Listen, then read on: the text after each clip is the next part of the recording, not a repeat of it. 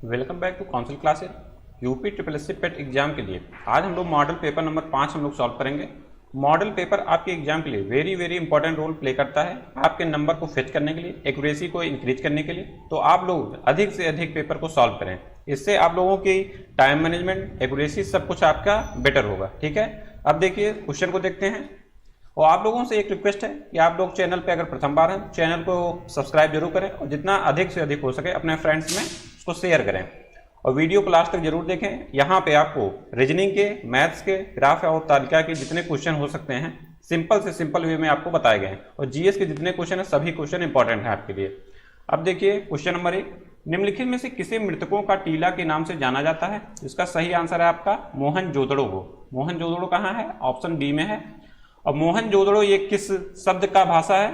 ये मोहनजोदड़ो शब्द का अर्थ है सिंधी भाषा में मृतकों का टीला।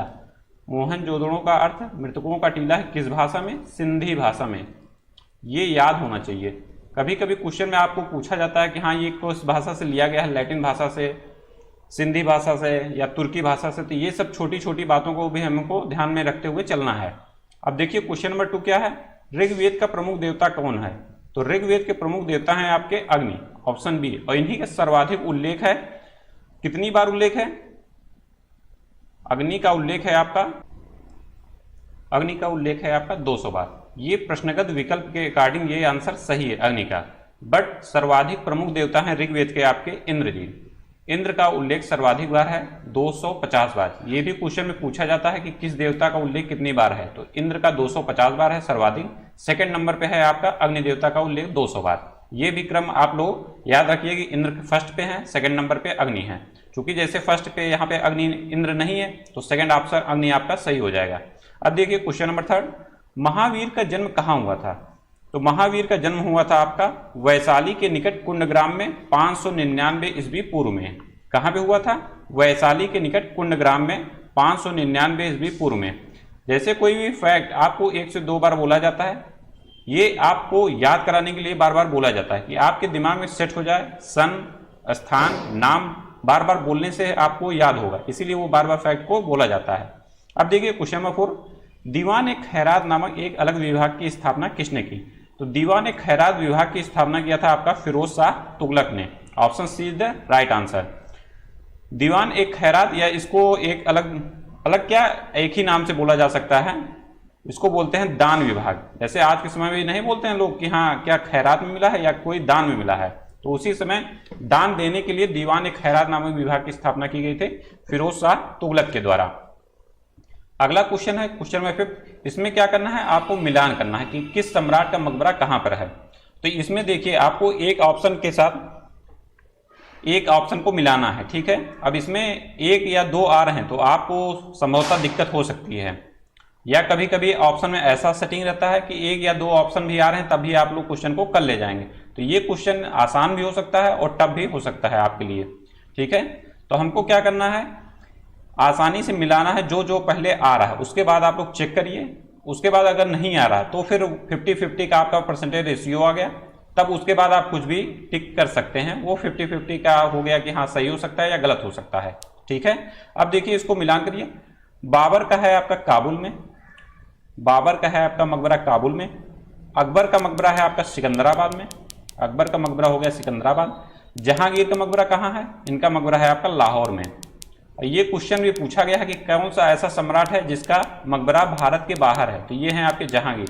ये फैक्ट भी याद रखिए। और शाहजहां का मकबरा कहाँ है? इनका मकबरा है आपका आगरा में।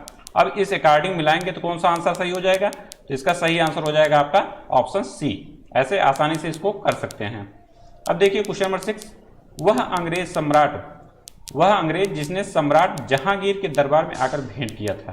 तो इसका सही आंसर हो जाएगा आपका सर थॉमस रो। ये जहांगीर के दरबार में आया था। ये सर्वप्रथम आया था कहाँ पे? सूरत में। सूरत में किस सन में आया था? 1615 ईस्वी में। सन भी याद रखिए, ये क्वेश्चन पूछा गया है। 1615 ईस्वी में सूरत में आया। उसके बाद ये जहांगीर से कहाँ पर मिला, ये भी क्वेश्चन पूछा गया है। ये मिला अजमेर में। अजमेर में मिला, किस सन में मिला? 1616 में। ये सभी फैक्ट मोस्ट इंपॉर्टेंट हैं, आपको सभी के सभी फैक्ट याद होना चाहिए।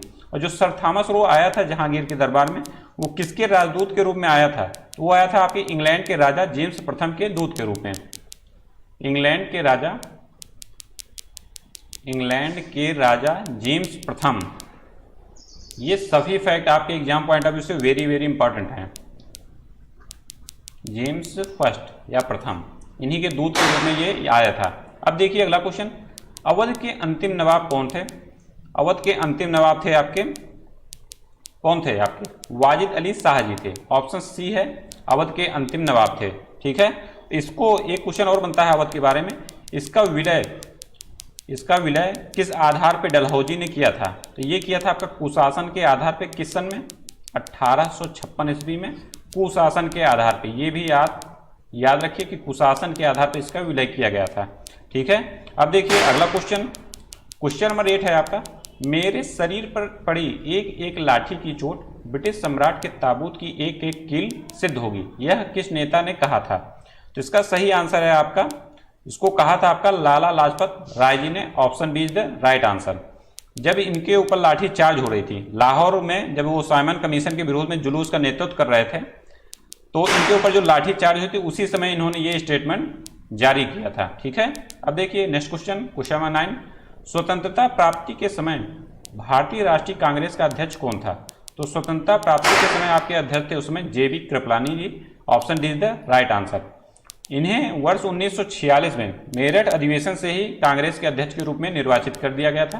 किस अधिवेशन से? मेरठ अधिवेशन 1946, यहीं से ये निर्वाचित थे कांग्रेस के अध्यक्ष के रूप में। ठीक है, अब देखिए नेक्स्ट क्वेश्चन नंबर 10 है आपका, कर्जन ने भारत का विभाजन कब किया? तो कर्जन ने भारत का विभाजन किया था आपका किस सन में? 1905 में। Option A is the right answer.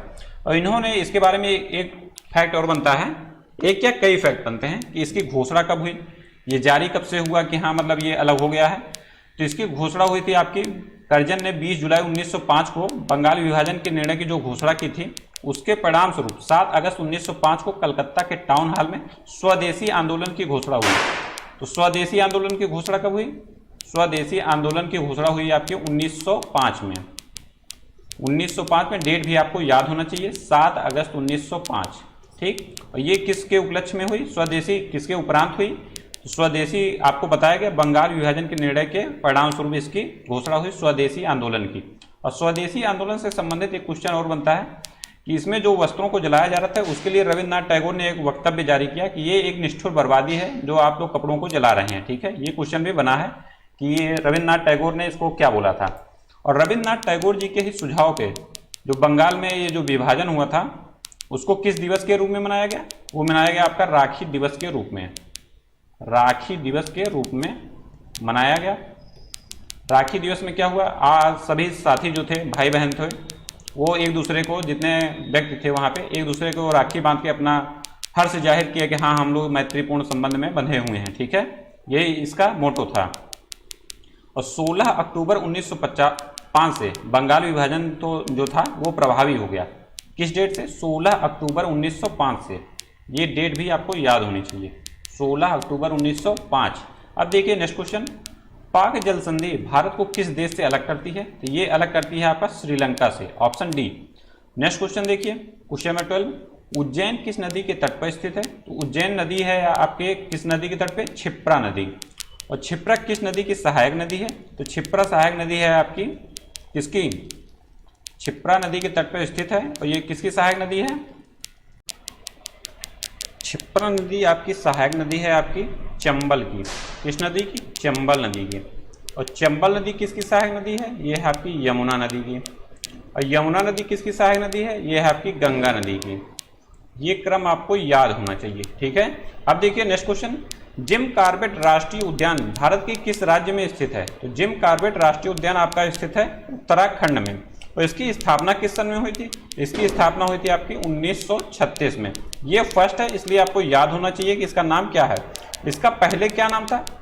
पहले इसका नाम था आपका हेली राष्ट्रीय उद्यान। हेली राष्ट्रीय उद्यान मोस्ट इंपॉर्टेंट क्वेश्चन है, कई बार पूछा गया है घुमा फिरा के कि इसका पहले क्या नाम था, प्रेजेंट टाइम में क्या नाम है, इसकी स्थापना कब हुई। और इससे एक नदी होके गुजरती है, उस नदी का नाम है आपका रामगंगा नदी। रामगंगा नदी। ये क्वेश्चन भी पूछा गया है। ये है आपका उत्तराखंड में। और उत्तराखंड के बारे में एक क्वेश्चन और बनता है कि उत्तराखंड की स्थापना कब हुई? तो उत्तराखंड की स्थापना हुई आपकी 9 नवंबर 2000 को। कहाँ से कट के? यूपी से कट के 9 नवंबर 2005 को, सॉरी 9 नवंबर 2000 को यूपी की स्थापना हुई।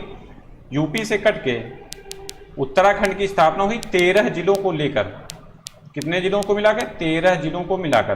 ठीक, ये मोस्ट इंपॉर्टेंट क्वेश्चन है, कई बार पूछा गया है कि इसकी स्थापना कब हुई और इसमें शुरुआत में कितने जिले थे? तो 13 जिले थे। ठीक है, अब देखिए next question, question number 14, Amsterdam किसकी राजधानी है? तो ये राजधानी है आपकी नीदरलैंड की। Option B is the right answer.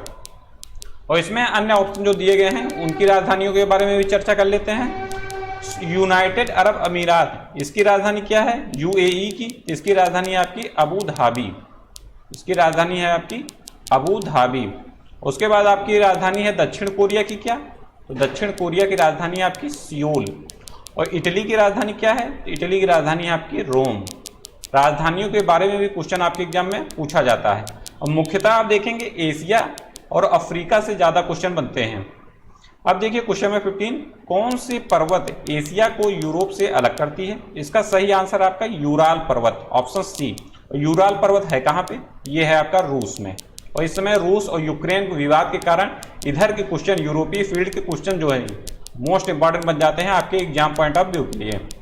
सभी क्वेश्चन आपके एग्जाम पॉइंट ऑफ व्यू से वेरी वेरी इंपॉर्टेंट है। अब देखिए 16, जीएसटी काउंसिल की अध्यक्षता कौन करता है? तो जीएसटी काउंसिल की अध्यक्षता करता है आपका केंद्रीय वित्त मंत्री। ऑप्शन डी सही हो जाएगा।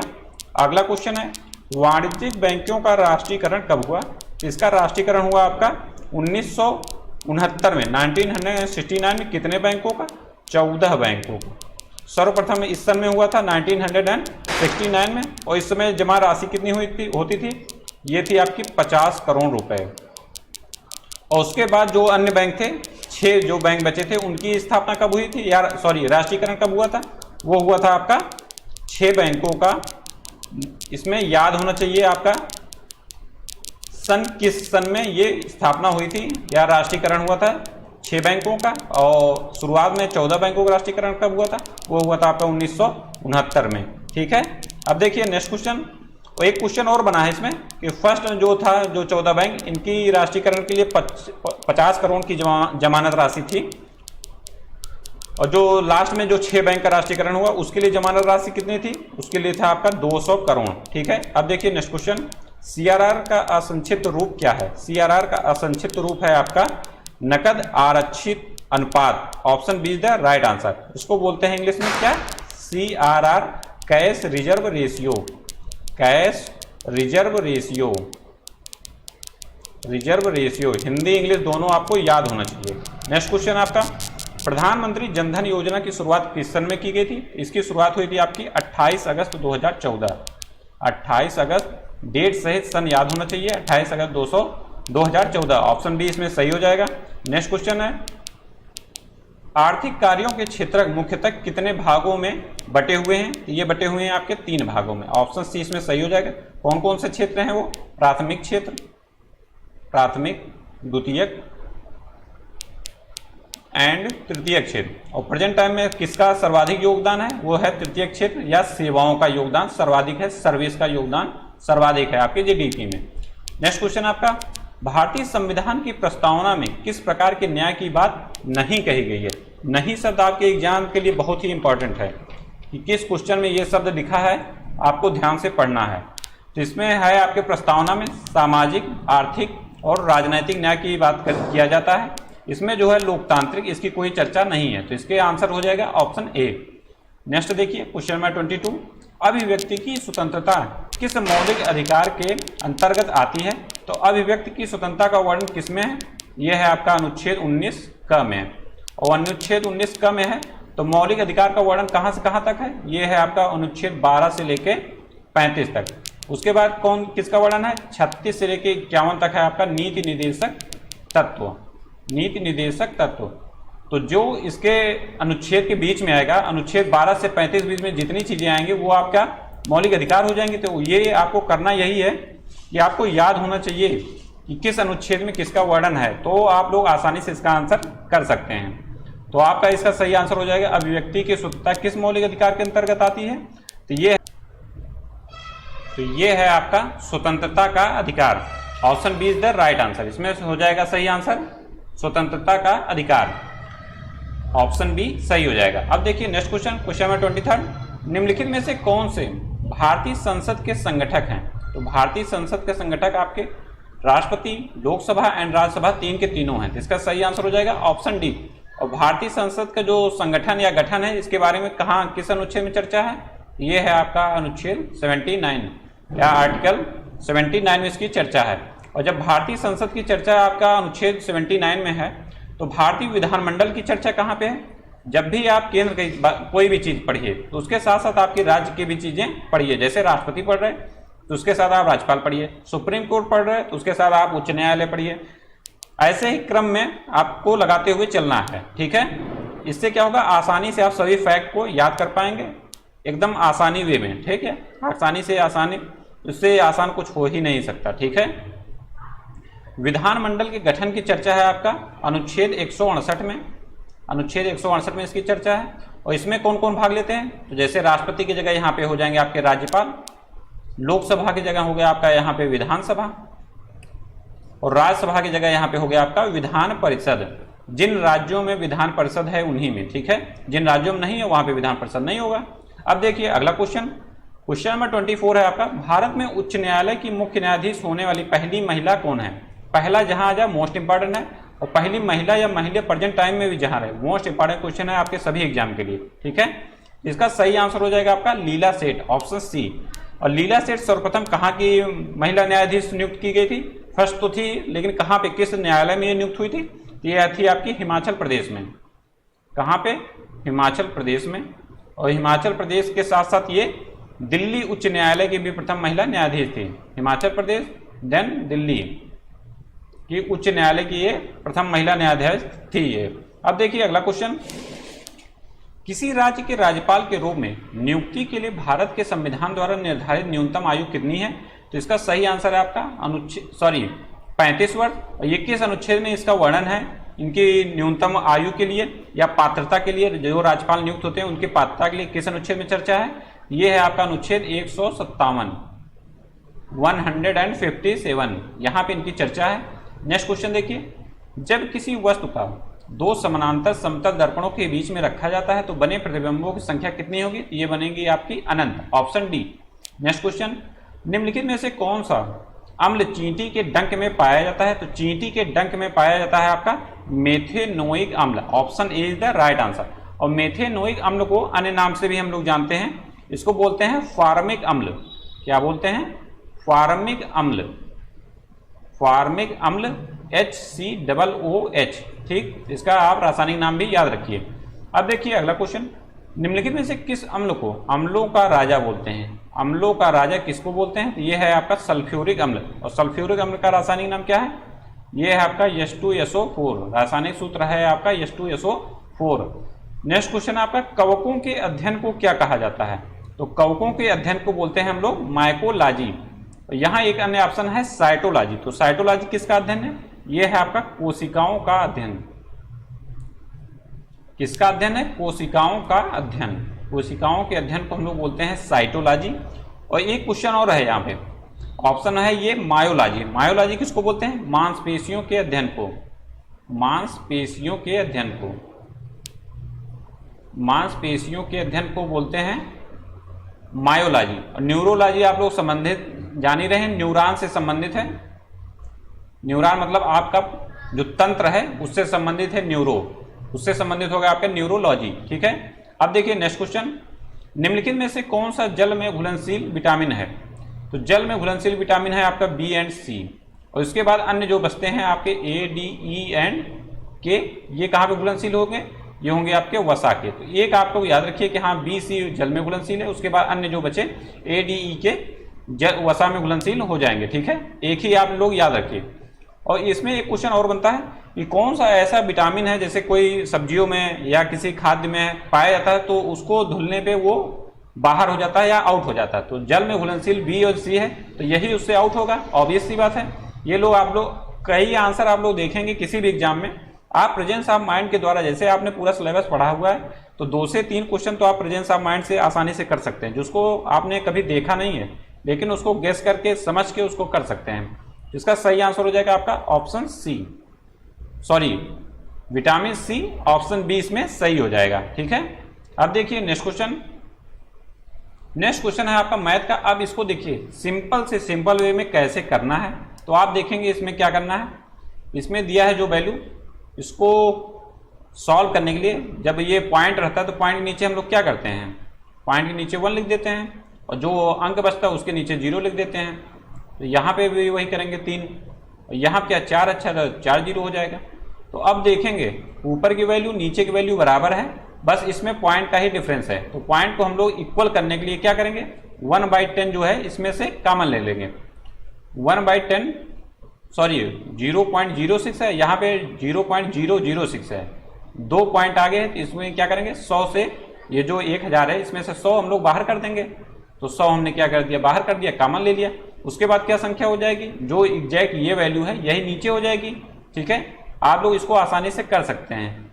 0 पॉइंट हो जाएगा ये 06, प्लस में हो जाएगा 0.47, उसके बाद हो जाएगा आपका 0.079। तो ये और ये बराबर है तो ये कट जाएगा। कितना आंसर आ जाएगा आपका 1 अपान में 1 अपान में आ जाएगा ये 10 का स्क्वायर, या 100 है, या 100 है, 100 आपने कॉमन लिया है तो 100 है। इसका सही आंसर क्या हो जाएगा, ये मल्टीप्लाई ऊपर होगा। ऐसे ही तो होता है, जो ये वाला गुणा रहता है यहाँ होता है, जो नीचे एकदम रहता है उसका गुणा ऊपर होता है। तो इसका सही आंसर आ जाएगा आपका 100। एकदम आसानी से आपने आंसर को फाइंड आउट कर लिया। अब देखिए नेक्स्ट क्वेश्चन। गौरव प्रतिदिन 800 रुपए कमाता है, कुछ हफ्तों के बाद वह प्रतिदिन 960 रुपए कमाना शुरू किया, उसकी दैनिक आय में कितने प्रतिशत की वृद्धि हो गई। अब इसमें बोला गया है मतलब पहले 800 कमाता था, इसके रिस्पेक्ट में कितनी वृद्धि हुई है 960, मतलब जो 960 हुआ है वो कितने प्रतिशत वृद्धि हुई है। तो आपको करना क्या है, जिसके रिस्पेक्ट में बोला जाए वो हो जाएगा आपका नीचे, और कितनी वृद्धि हुई है तो 960 माइनस में 800 मल्टीप्लाई बाई 100 कर दिए। इसको सॉल्व करेंगे आसानी से आपका आंसर आ जाएगा 20%। ऑप्शन डी इसमें सही हो जाएगा। गुणा भाग आप लोग आसानी से कर सकते हैं, उसमें कोई दिक्कत नहीं है। बेसिक से बेसिक आपको फार्मूला बताया जाएगा, बेसिक से बेसिक विधि बताया जाएगी, रीजनिंग को सॉल्व करने के, मैथ को, ग्राफ एंड तालिका को। अब देखिए इसमें क्या बोला गया है, इसमें देखेंगे ये वैल्यू सेम है, ये वैल्यू सेम है। तो इसको हम लोग क्या लिख सकते हैं, जैसे एक फार्मूला है ए स्क्वायर माइनस में बी स्क्वायर, इसके रूप में ये लिखा हुआ है। तो इसका फुल फॉर्म जब देखेंगे, इसको जब ओपन करेंगे सूत्र को, तो क्या होता है ए प्लस बी अपान में ए माइनस बी, ये होता है। और नीचे देखेंगे आप ए माइनस बी के रूप में ये लिखा गया है। तो यहाँ पे जब इसको ओपन करेंगे, इस फार्मूले को ओपन करेंगे, ए प्लस बी और ए माइनस बी के रूप में ये लिखा जाएगा। इसको हम लिख ही देते हैं, ये लिखा जाएगा आपका 69,842 प्लस में 30,158 और उसके बाद multiply by A minus B के रूप में लिख दीजिए 69,842 माइनस में 301,158, ये हो गया आपका। तो ये नीचे वाला इससे कट जाएगा, ये ऊपर बचा, अब इसको ऐड कर दीजिए सिंपल सा। जब ने आपने ऐड किया तो इसका आंसर आ जाएगा कितना, इसका आ जाएगा आंसर ऑप्शन ए। ठीक, ऐसे आसानी से आप लोग इसको सॉल्व कर सकते हैं। अब देखिए नेक्स्ट क्वेश्चन कैसे करना है आपको। 5 संख्याओं का औसत 26.4 है, तो 5 संख्याएं हैं, इसका औसत कितना है 26.4। इसको आप गुणा करेंगे कितना आएगा, ये आएगा आप 132। और उसके बाद क्या बोला गया है, पहली संख्या शेष 4 संख्याओं के योग के 5वें हिस्से के बराबर है। तो पहली संख्या आपने क्या माना, पहली संख्या मान लीजिए आप x है, पहली संख्या आपने मान लिया x। और इसमें क्या बोला गया है, शेष 4 संख्याओं के योग के 5वें हिस्से के बराबर है। तो शेष जो बचा, पूरा का योग है 132, तो जो शेष है उसका क्या हुआ योग 132 माइनस में ये x, पहली वैल्यू ये हो गई। जो 4 के ऐड करने के बाद कितना आएगा 132 माइनस x आ जाएगा। अब देखिए स्टेटमेंट में क्या बोला गया, पहली संख्या शेष 4 संख्याओं के योग के 5वें हिस्से के बराबर है। इसका जो योग है 4 संख्या का, इसके 5वें हिस्से के बराबर क्या है, पहली संख्या। ये हो गया आपका समीकरण। अब इसको आप लोग आसानी से सॉल्व करिए। 5x इक्वल टू 132 माइनस में आ जाएगा आपका x। अब क्या करना है, इसको सॉल्व कर लीजिए। x बराबर आ जाएगा आपका 22। अब इसमें देखिए कौन सा आंसर है, ऑप्शन बी इसमें सही हो जाएगा। ऐसे आसानी से आप लोग सोल्यूशन प्राप्त कर सकते हैं किसी भी क्वेश्चन का। अब देखिए नेक्स्ट क्वेश्चन क्या बोला गया है, 4 अलग अलग संख्याएं हैं, पहली 3 संख्याओं का औसत चौथी संख्या का 3 गुना है। क्वेश्चन को आराम से पढ़ना और उसको लिखते हुए चले जाना है। 4 संख्याओं का औसत क्या बोला गया है, 4 अलग अलग संख्याएं हैं, पहली 3 संख्याओं का औसत चौथी संख्या का 3 गुना है। पहली 3 संख्याओं का औसत चौथी संख्या का 3 गुना है और सभी 4 औसतों का 4 संख्याओं का औसत कितना है, 55। तो 4 संख्याओं का औसत कितना बोला गया है, 55। इसको पहले आपने पूरा मल्टीप्लाई कर लेना है, पूरा प्राप्त हो जाएगा वैल्यू कि हाँ 4 संख्याओं का योग कितना है, ये है आपका 220। अब बोला गया है कि पहले 3 संख्याओं का औसत चौथी संख्या का 3 गुना है। तो चौथी संख्या मान लीजिए आपने x और 3 गुना है किसके, फर्स्ट 3 संख्याओं के, तो वो हो जाएगा आपका 3x। अब इसमें क्या बोला गया है, 3 संख्याओं का जो योग है वो बोला गया है आपका कितना, पहली 3 संख्याओं का औसत चौथी संख्या का 3 गुना है। तो चौथी संख्या आपने क्या माना, चौथी संख्या या 4 संख्या आपने माना x और ये हो गया आपका पहली 3x। अब इसको क्या करना है, सॉल्व करना है। इसमें आंसर क्वेश्चन क्या निकालना है, आंसर पहली 3 संख्याओं का औसत ज्ञात करिए। ठीक है, अब इसमें बोला गया 3 संख्याओं का औसत है आपका 3x। तो जब 3x औसत है इसका कुल योग कितना होगा, 3x मल्टीप्लाई बाई 3x गुणे 3, ये हो जाएगा आपका योग निकल जाएगा। ये हो गया आपका 9x और जो चौथी संख्या है ये है आपकी x। तो 9x प्लस में x इक्वल टू कितना वैल्यू आया है, 220 आया है। तो 220 लिख दिए यहाँ पे। अब इसको सॉल्व करेंगे, x की वैल्यू आ जाएगी आपकी 22। अब इसमें क्या करना है, 3 संख्याओं का क्या निकालना है, 3 संख्याओं का औसत।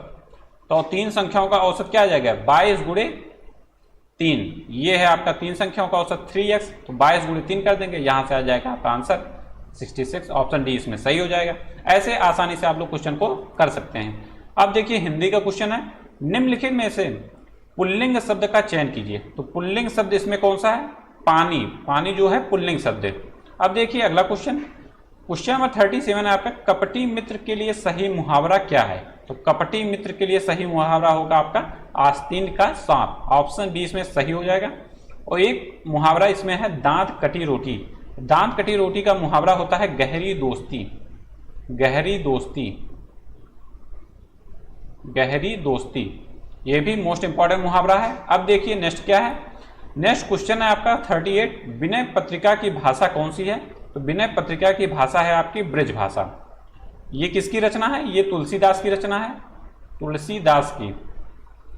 इनके बारे में 2 क्वेश्चन पूछा जाता है। विनय पत्रिका जो है ब्रज भाषा में है और एक क्वेश्चन पूछा जाता है रामचरितमानस किस भाषा में, तो वो है आपका अवधी भाषा में। रामचरितमानस दोनों इन्हीं की रचनाएं हैं, एक है आपका अवधी में, एक है आपका ब्रज भाषा में। क्वेश्चन नंबर 39 है, कौन सा शब्द भ्रमर का पर्यायवाची नहीं है। तो चंचरीक, मिलिंद एंड सिलीमुख ये आपका भ्रमर का पर्यायवाची है। सलभ जो है ये भ्रमर का पर्यायवाची नहीं है। तो यहाँ आपका आंसर कौन सा सही हो जाएगा, ऑप्शन ए इसमें सही हो जाएगा। और सलभ है किसका पर्यायवाची, ये है आपका टिड्डा का, टिड्डा का। नेक्स्ट क्वेश्चन है, निम्नलिखित में से कौन सा शुद्ध वाक्य है। ठीक है, तो इसमें देखेंगे आप अनेकों, अनेकों क्या होता है, गलत होता है। अनेकों यहाँ भी लिखा है ये भी गलत, अनेकों यहाँ भी लिखा है ये भी गलत। अनेक एक ही जगह है, यही आंसर इसका सही हो जाएगा। अनेक जो शब्द है ये स्वयं अपने में बहुवचन है, तो इसमें अनेकों का कोई अर्थ ही नहीं होता, तो वो गलत हो जाएगा जहां भी। और मोस्ट इंपॉर्टेंट शब्द है, बहुत बार ये पूछा गया है। अब देखिए पैसेज है आपका, हिंदी के पैसेज एंड इंग्लिश के पैसेज आपको यहाँ पे बताने की कोई आवश्यकता नहीं है। वो आपको first model paper, second model paper में बता दिया गया है कि इसको सॉल्व कैसे करना है। पेट के एग्जाम में एकदम सिंपल पैसेज आता है, आपको करना सिर्फ यही है, जहां जहां इंपॉर्टेंट लगे वहां वहां अंडरलाइन कर लीजिए ऐसे आसानी से। उसके बाद 2 से 3 बार पढ़ने के बाद आप लोग जब क्वेश्चन पढ़ेंगे तो लाइन बाय लाइन आपको आंसर ऐसे लिखा हुआ मिलेगा। उसमें कुछ सिखाने की जरूरत नहीं, कुछ बताने की जरूरत। आप लोग एकदम फ्री नंबर दिया गया है, कितना 5 नंबर इंग्लिश का, 10 नंबर हिंदी के पैसे एकदम फ्री के नंबर है। एक क्वेश्चन इसमें गलत नहीं होना चाहिए, बस आपको केयरफुल होकर उसको पढ़ना है। सभी आंसर आपके पैसेज में एकदम आसानी से, कोई ये नहीं है कोई बहुत बड़ा सीजीएल या किसी टफ लेवल का एग्जाम है उसमें आंसर ढूंढने से उसका मिल नहीं रहा, भावार्थ उसको समझना पड़ रहा, ऐसा पेट के एग्जाम में कुछ नहीं है। सिंपल सा पैसेज आएगा, लाइन बाय लाइन उसका आंसर आपको मिल जाएगा। तो इसको पढ़ने या बताने कोई जरूरत नहीं, फालतू की वीडियो लंबी होगी उसका कोई अर्थ नहीं है। हम देखेंगे अब नेक्स्ट क्वेश्चन जहां पे बताने की जरूरत है। जैसे ये है आपका सिनोनिम्स, जिसको बताने की जरूरत है, ये आपको बता दिया जा रहा है। इसमें एक शब्द है चाओस, चाओस का सिनोनिम्स निकालना है। तो इसका क्या अर्थ होता है? इसका अर्थ होता है आपका अराजकता। इसका अर्थ है आपका अराजकता। और अराजकता किसका आप देखेंगे यहाँ पे सिनोनिम्स है, यहाँ पे है आपका कंफ्यूजन। कंफ्यूजन मतलब होता है आपका अव्यवस्था या गड़बड़ी, अराजकता मतलब भी वही कंफ्यूजन या गड़बड़ी होते हैं। तो ये इसका सिनोनिम्स हो जाएगा, ऑप्शन ए इसमें सही हो जाएगा। नेक्स्ट है आपका कॉन्सीटेड। कॉन्सीटेड का अर्थ होता है आपका अभिमानी या घमंडी। क्या होता है अर्थ? अभिमानी या घमंडी। तो इसमें सही आंसर क्या हो जाएगा? इसका हो जाएगा आपका मॉडेस्ट। मॉडेस्ट मतलब क्या होता है? विनम्र। विनम्र, इसका आंसर सी हो जाएगा। प्राउड का आप जान ही रहे हैं गर्व होता है अर्थ, सुपीरियर का आप जान ही रहे हैं श्रेष्ठ होता है। अब देखिए नेक्स्ट क्या है, क्वेश्चन नंबर 46। 46 में है आपका रीजनिंग के क्वेश्चन। इसमें क्या बोला गया है? छेनी। छेनी के बाद है मूर्तिकार, तो निहाई के बाद क्या होगा? तो छेनी का यूज करता है आपका मूर्तिकार और निहाई का यूज करता है कौन? ये करता है आपका लोहार। ऑप्शन सी इसमें सही है। नेक्स्ट क्वेश्चन देखिए, नेक्स्ट क्वेश्चन है आपका 47। अब इसमें देखिए कूटबद्ध जितने भी शब्द आपके रीजनिंग में दिए जाते हैं एकदम सिंपल और आसानी से इसको किया जा सकता है। अब इसमें आपको देखना क्या है कि कैसे इस क्रम को यहाँ पे लिखा गया है। ठीक, इसके लिए आप चाहे तो आसानी से पहले पूरा लिख सकते हैं ABCD पूरा 2600 अक्षर, कोई दिक्कत नहीं है। पेट के एग्जाम में टाइम आपके लिए सफिशिएंट है। अब इसमें देखिए वो चीज़ नहीं किया गया है, इसमें किया गया है कि इन्हीं शब्दों को एक इधर उधर करते हुए कूटबद्ध किया गया है। तो आप देखें H यहाँ पे है और यहाँ पे H कहाँ है? यहाँ लास्ट में है। A यहाँ पे सेकंड नंबर पे है, A यहाँ पे कहाँ पे है? थर्ड नंबर पे। इसी रिगार्डिंग हमको इसको भी रखना है। R यहाँ पे फर्स्ट है तो R को कहाँ रख देंगे? लास्ट पे। R कहाँ कहाँ लास्ट है? यहाँ और यहाँ। अब देखेंगे नेक्स्ट अक्षर क्या है? A को रखा गया कि हाँ लास्ट से थर्ड पे, तो यहाँ देखेंगे A को लास्ट से कहाँ रख देंगे? थर्ड पे। अब उसके बाद क्या किया गया है? R को कहाँ रखा गया है? थर्ड पे, यहाँ शुरुआत से थर्ड पे। तो यहाँ पे क्या है? P को शुरू से हम लोग क्या कर देंगे? थर्ड पे रख देंगे। उसके बाद क्या किया गया है? B को कहाँ रखा गया है? फर्स्ट पे। यहाँ जो चौथा है यहाँ फर्स्ट है, तो यहाँ पे जो चौथा है कौन सा? T, तो T यहाँ पे हो जाएगा आपका फर्स्ट पे। ऐसे आप लोग इसको मिलाएंगे और उसके बाद फिर से मिला लेते हैं। और कौन सा बचा है आपका? T हो गया आपका फर्स्ट पे, चौथा हो गया। उसके बाद O कहाँ रखा गया? O आपका सेकेंड नंबर पे है, तो यहाँ पे T के बाद U है, तो U आपका यहाँ पे सेकंड नंबर पे हो जाएगा। अब इसके अकॉर्डिंग आप मिलाइए कहाँ मिल रहा है? TUP यहाँ भी अभी मिल रहा है। और उसके बाद यहाँ पे थर्ड में A है, यहाँ भी थर्ड पे A नहीं है। अब इसका आंसर क्या हो जाएगा? यही आंसर हो जाएगा। अभी भी नहीं मिल रहा है, तब आप इसको एक्स्ट्रा जो अक्षर हैं उसको आप मिलाइए आसानी से, कोई दिक्कत या कोई परेशानी वाली बात नहीं है। अब देखिए क्या है नेक्स्ट क्वेश्चन। यहाँ पे मेथड इसीलिए सिंपल बताया जा रहा है जितने हमारे साथी जितने भाई बहन हैं सभी क्वेश्चन आसानी से वो कर पाएं, इसीलिए बेसिक आपको मेथड बताया जा रहा है। ठीक है, बात को समझने की कोशिश करिए। अब देखिए नेक्स्ट क्वेश्चन है 48। इसमें क्या बोला गया है? रीना अस्मित की पत्नी है, तो इसको लिख लीजिए आराम से। रीना क्या है? अस्मित की पत्नी है। अस्मित की पत्नी है। उसके बाद क्या बोला गया है? और आदित्य रानी का पति है। आदित्य जो है इसका पति है, रानी का पति है, इसको मैंने लिख लिया। उसके बाद है रानी के ससुर। रानी के ससुर क्या हैं? रानी के ससुर रीना की इकलौती बेटी सिया के दादा हैं। किसके दादा हैं? रीना की इकलौती बेटी सिया के दादा हैं। कौन दादा हैं उनके? रानी के ससुर। रानी के ससुर जो हैं वो रीना की इकलौती बेटी के दादा हैं। तो ये दोनों क्या हो जाएंगी? ये दोनों हो जाएंगे अपना, होता नहीं है जो बोलते हैं कि हाँ देवरान जेठान, वही हो जाएंगे। और फिर उसके बाद अस्मित और आदित्य का क्या संबंध हो जाएगा? तो अस्मित और आदित्य क्या हो जाएंगे? दो के दोनों भाई हो जाएंगे। तो इसका सही आंसर क्या हो जाएगा? भाई ऑप्शन सी इसमें सही हो जाएगा। ऐसे आसानी से आपको करना सिर्फ यही है, जितना क्वेश्चन में बोला जाए उसको आराम से आप लिखते जाइए, आसानी से सभी क्वेश्चन आप सॉल्व कर पाएंगे एग्जाम में। अब देखिए, यदि 5 जनवरी 2011 को बृहस्पतिवार था तो 1 जनवरी 2013 को कौन सा दिन होगा? तो इसमें सिर्फ करना आपको यही है, जैसे आप लोग यहाँ पे 5 जनवरी, तो इसको जब एक्स्ट्रा निकालेंगे तो 5 जनवरी यहाँ पे आएगी, चाहे इसको इधर से घटाइए डेट, या तो पहले यहीं पे घटा लीजिए, उसके बाद आप लोग आसानी से एक एक डेट बढ़ा सकते हैं। तो आप लोग यहीं पे कर लीजिए आसानी से।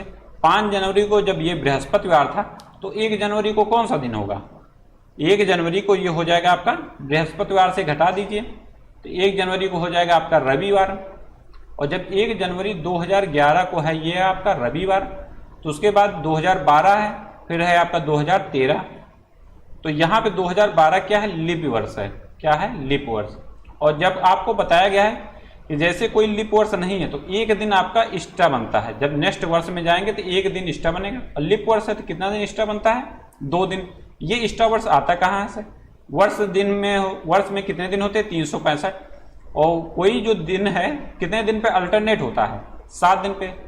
सप्ताह में 7 ही दिन होते हैं, उसके बाद तो फिर वही दिन आ जाएगा ना, रविवार, शनिवार, सोमवार या मंगलवार, वही 7-7 दिन पे अल्टरनेट होते हैं, इसीलिए 7 से भाग दिया जाता है। और जब 365 में आप 7 से भाग देंगे तो आ जाएगा आपका 7 × 25 = 35, 1 बचा 15, 7 × 2 = 14, एक दिन एक्स्ट्रा बच गया। और जब लीप वर्ष है तो वो हो जाएगा 366, तो वही आपका 2 दिन एक्स्ट्रा बढ़ जाता है। तो जब आप नेक्स्ट वर्ष में जाएंगे तो जैसे 1 जनवरी 2011 को बृहस्पतिवार है तो 1 जनवरी 2012 को हो जाएगा आपका कौन सा दिन? वो हो जाएगा आपका शुक्रवार। लेकिन जब आप जाएंगे 1 जनवरी 2013 में तो उसमें 2 दिन ऐड करेंगे, और जब 2 दिन ऐड करेंगे तो आपका कौन सा दिन हो जाएगा? ये मैंने यहाँ पे बताया, ये 5 जनवरी है, मैंने 1 जनवरी के रिस्पेक्ट में आपको एग्जाम्पल दिया कि ऐसे आपको करना है। तो यहाँ पे आप देखिए, यहाँ पे सोल्यूशन में क्या बताया गया? 1 जनवरी रविवार हो गया आपका, जब 5 जनवरी को बृहस्पतिवार है तो 1 जनवरी का रविवार हो गया। तो 1 जनवरी 2012 को कौन सा दिन हो जाएगा? ये हो जाएगा आपका सोमवार। कौन सा दिन हो जाएगा? सोमवार। और फिर 2013 में कौन सा होगा? सोमवार के बाद 2 दिन आपने एक्स्ट्रा कर देना है, चूंकि लीप वर्ष आ गया तो लीप वर्ष के बाद जब 2 दिन बढ़ेगा तो हो जाएगा कौन सा दिन? सोमवार के बाद हो गया आपका मंगलवार और बुधवार। तो इसका सही आंसर क्या हो जाएगा? इसका सही आंसर होगा क्या? इसका सही आंसर होगा आपका बुधवार। ऑप्शन बी इसमें सही हो जाएगा। Option B is the right answer, इसका बुधवार। ऐसे सिंपल आपको करना है, बस इसमें घबराने वाली कोई आवश्यकता नहीं कैलेंडर वाले क्वेश्चन में। अब देखिए अगला क्वेश्चन क्या बोला गया है? 4 शब्द दिए गए हैं जिनमें से किसी न किसी तरह समान है, एक असमान है, उसको आप पहचानिए या छांटिए या फिल्टर आउट करिए। तो इसका सही आंसर क्या हो जाएगा? इसका सही आंसर यही होगा कि अंधा, बहरा और गूंगा, ये सब क्या है? अंधा, बहरा और गूंगा क्या है? ये विकलांगता के एक प्रकार है। वीवर क्या है? एकदम से अलग है। तो इसका आंसर ए हो जाएगा, ऑप्शन ए। अब देखिए अगला क्वेश्चन, भारत संयुक्त अरब अमीरात यूएई व्यापार आर्थिक भागीदारी समझौता किस तिथि से आधिकारिक रूप से लागू हुआ है? तो ये तिथि है आपकी कौन सी? ये तिथि है आपकी 1 मई 2022। ऑप्शन ए इसमें सही हो जाएगा। अब देखिए अगला क्वेश्चन, देश के पहले अनाज आधारित इथेनॉल संयंत्र की स्थापना कहाँ पे की गई? इसकी स्थापना किया गया है आपका पूर्णिया, बिहार में। कहाँ पे है ये? पूर्णिया, बिहार में। ऑप्शन डी इसमें सही हो जाएगा। मोस्ट इंपॉर्टेंट क्वेश्चन है आपके एग्जाम के लिए। अब देखिए नेक्स्ट क्वेश्चन, फरवरी 2022 में भारतीय प्रतिभूति एवं विनिमय बोर्ड सेबी ने किसकी अध्यक्षता में वैकल्पिक निवेश नीति पर सलाहकार समिति का पुनर्गठन किया है? तो इसका सही आंसर है आपका NR नारायण मूर्ति। ऑप्शन बी सही आंसर। नेक्स्ट क्वेश्चन देखिए, मई 2022 में इंडियन ऑयल कॉरपोरेशन ने असम के किस जिले में, कहां पे स्थापना हुआ है? असम में। असम के किस जिले में पायलट आधार पर मेथेनॉल के मिश्रण का M15 पेट्रोल लॉन्च किया? M15 पेट्रोल का मतलब है कि इसमें 15%, इसमें कितना मिलाया गया है? 15% मेथेनॉल। M15 का अर्थ यही है, 15% मेथेनॉल है। ये किस जिले में है असम के? तो इसका सही आंसर है आपका तिनसुकिया जिला, ऑप्शन सी। नेक्स्ट देखिए, भारतीय विज्ञान संस्थान IISc बेंगलुरु के नेतृत्व में अध्ययन में किस नदी में माइक्रोप्लास्टिक पाया गया है, जिसके कारण मछलियों के विकास में रुकावट आ रही है या मछलियों का विकास प्रभावित हो रहा है? ये है आपका कावेरी नदी पे। ऑप्शन ए सही हो जाएगा। नेक्स्ट देखिए, केंद्रीय मंत्री नितिन गडकरी ने नई दिल्ली में विश्व की नई दिल्ली में विश्व की सबसे उन्नत तकनीक विकसित green hydrogen fuel cell electric वाहन लॉन्च किया। लॉन्च किए गए वाहन का क्या नाम है? तो इसका नाम है आपका Toyota Mirai, option D. Next question देखिए, फरवरी मार्च 2022 में 5 राज्यों का विधानसभा चुनाव संपन्न हुए। इन राज्यों में कौन शामिल नहीं है? ये राज्य थे आपके गोवा, उत्तराखंड, उसके बाद थे कहां पे चुनाव हुआ आपका? पंजाब में चुनाव हुआ। उसके बाद कहां पे चुनाव हुआ आपका? उसके बाद चुनाव हुआ आपका कहां पे? उत्तराखंड में हुआ। उसके बाद होगा गया आपका पंजाब में, उसके बाद हो गया आपका गोवा में, उसके बाद हो गया आपका मणिपुर में, उसके बाद हो गया आपका कहां पे? यूपी में, यूपी एंड मणिपुर। तो कहां पे नहीं हुआ? ऑप्शन इसमें सही हो जाएगा सिक्किम, ऑप्शन बी। नेक्स्ट देखिए, क्वेश्चन नंबर 58 क्या बोला गया है? दिसंबर 2021 में प्रधानमंत्री नरेंद्र मोदी ने गंगा एक्सप्रेसवे की आधारशिला रखी। गंगा एक्सप्रेसवे की आधारशिला रखी, इसमें कौन सा कथन सही नहीं है? तो 18 दिसंबर 2021 को प्रधानमंत्री ने शाहजहांपुर उत्तर प्रदेश में इसकी आधारशिला रखी, ये स्टेटमेंट सही है। यह उत्तर प्रदेश, यह एक्सप्रेसवे पूर्वी उत्तर प्रदेश के पश्चिमी उत्तर प्रदेश से जोड़ेगा, यह भी सही है। इस एक्सप्रेसवे की लंबाई है 593.947 किलोमीटर, यह भी सही है। यह एक्सप्रेसवे मेरठ जिले के विरमती गांव से शुरू होकर वाराणसी जिले के रमनपुर गांव पर समाप्त होता है, ये स्टेटमेंट गलत है। इसकी शुरुआत होती है आपकी मेरठ के बिजौली गांव से। कहां से? मेरठ के बिजौली गांव से। मेरठ का है बिजौली गांव, यहां से शुरू होकर इंड इसका कहां पे होता है? इंड होता है आपका प्रयागराज, प्रयागराज के जुडापुर दांडू गांव में। कहां पे? जुडापुर दांडू गांव में। ये दोनों याद होना चाहिए, कहां से शुरुआत हुई, कहां पे अंत हुई और कितने किलोमीटर पे। सभी फैक्ट इंपॉर्टेंट है आपके लिए। नेक्स्ट क्वेश्चन देखिए, अगस्त 2021 में राष्ट्रपति से मंजूरी मिलने के बाद 127वें संविधान संशोधन विधेयक 2021 को किस अधिनियम के रूप में अधिसूचित किया गया है? तो ये इसका सही आंसर है आपका 105वें संविधान संशोधन अधिनियम के रूप में इसको अधिसूचित किया गया है। और इस अधिनियम में है क्या? ये अधिनियम सामाजिक एवं शैक्षिक रूप से पिछड़े वर्गों की पहचान करने के लिए राज्यों की शक्ति को बहाल करने का प्रावधान इसमें किया गया है। ठीक है, अब देखिए अगला क्वेश्चन, स्वीडन की पहली महिला प्रधानमंत्री कौन बनी है? तो पहली महिला प्रधानमंत्री मोस्ट इंपॉर्टेंट है, कहीं भी कोई भी फर्स्ट टाइम और महिला है तो वो प्रबल आपके एग्जाम में आने की संभावना बन जाती है। विकास पूरा भारत के साथ साथ पूरा विश्व महिला या वीमेन एम्पावरमेंट पे वेरी वेरी इंपॉर्टेंट फैक्ट, मतलब कि उस पर बल दिया जा रहा है। वेरी वेरी इंपॉर्टेंट इसलिए बन जाता है कि उस पर बहुत ज़्यादा पुरजोर उस पर बल दिया गया है, उसको बढ़ावा देने के लिए, महिलाओं के विकास के लिए। ठीक है, चाहे लैंगिक समानता हो, चाहे शिक्षा का स्तर हो, किसी भी स्तर पे महिलाओं को आगे बढ़ाना है। वीमेन एम्पावरमेंट पे बल भारत के साथ साथ पूरे विश्व ने दिया हुआ है। अब देखिए इसका आंसर क्या होगा? इसका आंसर आपका मैकडॉनेला एंडरसन, ऑप्शन डी इसमें सही है। नेक्स्ट है आपका हरिप्रसाद चौरसिया। हरिप्रसाद चौरसिया किसको बजाने के लिए जाने जाते हैं, या किस वाद्य यंत्र के ये, मतलब कि समझ लीजिए उसको क्या बोलेंगे, किस वाद्य यंत्र में ये माहिर हैं? तो ये वाद्य यंत्र है आपका बांसुरी, ऑप्शन सी। नेक्स्ट है द्वीप क्षेत्रों सहित भारत के समुद्र तट की अनुमानित लंबाई कितनी है? ये है आपकी 7516.6 किलोमीटर। नेक्स्ट देखिए, आसियान का सदस्य नहीं है, तो आसियान में प्रेजेंट टाइम में कितने सदस्य हैं? 10। 10 के 10 सदस्य के आपको क्या होना चाहिए? नाम याद होना चाहिए, तभी आप लोग इसका आंसर कर पाएंगे। क्योंकि कुछ भी ऑप्शन में पूछा जा सकता है कि कौन इसमें नहीं है, और ये पूछा गया है कई बार एग्जाम में। तो इसके जो देश हैं उसको आप ध्यान दीजिए। ये है आपका इंडोनेशिया, इंडोनेशिया के बाद है आपका मलेशिया, मलेशिया के बाद है आपका क्या? फिलीपींस, मलेशिया के बाद है आपका फिलीपींस, और फिलीपींस के बाद है आपका वियतनाम, वियतनाम, वियतनाम के बाद है आपका कंबोडिया, कंबोडिया के बाद है आपका म्यांमार, म्यांमार, और म्यांमार के बाद है आपका थाईलैंड, थाईलैंड के बाद है आपका सिंगापुर, सिंगापुर के बाद है आपका कौन सा? ब्रुनेई, और ब्रुनेई के बाद है आपका लाओस। और लाओस के बारे में क्वेश्चन बनता है, ये एक स्थल रुद्ध देश है, स्थल रुद्ध देश का अर्थ ये होता है कि जिसके अगल बगल देशी देश हैं, ठीक है, उसको बोलेंगे स्थल रुद्ध देश। तो लाओस कई बार पूछा गया है, मोस्ट इंपॉर्टेंट क्वेश्चन है। तो ये आपके 10 के 10 देश हो गए। तो इसके अकॉर्डिंग कौन सा आंसर इसमें सही हो जाएगा? इसका सही आंसर क्या होगा? इसका सही आंसर है आपका चीन। चीन इसमें सदस्य नहीं है। और आसियान की स्थापना कब हुई? आसियान की स्थापना हुई आपकी 8 अगस्त 1967 को। 8 अगस्त 1967 को कहाँ पर इसकी स्थापना हुई, ये भी आप जानिए। इसकी स्थापना हुई आपका 8 अगस्त 1967 को। 5 देशों को मिला के इसकी स्थापना हुई। और इसका मुख्यालय कहाँ पे है? इसका मुख्यालय है आपका जकार्ता, इंडोनेशिया में। 8 अगस्त 1967 को इसकी स्थापना हुई। इसका मुख्यालय है आपका जकार्ता, इंडोनेशिया में। Jakarta, Indonesia. Most important question है आपके एग्जाम के लिए, ठीक। अब देखिए नेक्स्ट क्वेश्चन है, बीसी राय पुरस्कार किस क्षेत्र में दिया जाता है? तो बीसी राय पुरस्कार दिया जाता है आपका चिकित्सा के क्षेत्र में। नेक्स्ट क्वेश्चन, दुनिया का सबसे छोटा पक्षी कौन सा है? तो ये है आपका B hummingbird, option A. Dhanpat Rai Srivastava किसका मशहूर नाम है?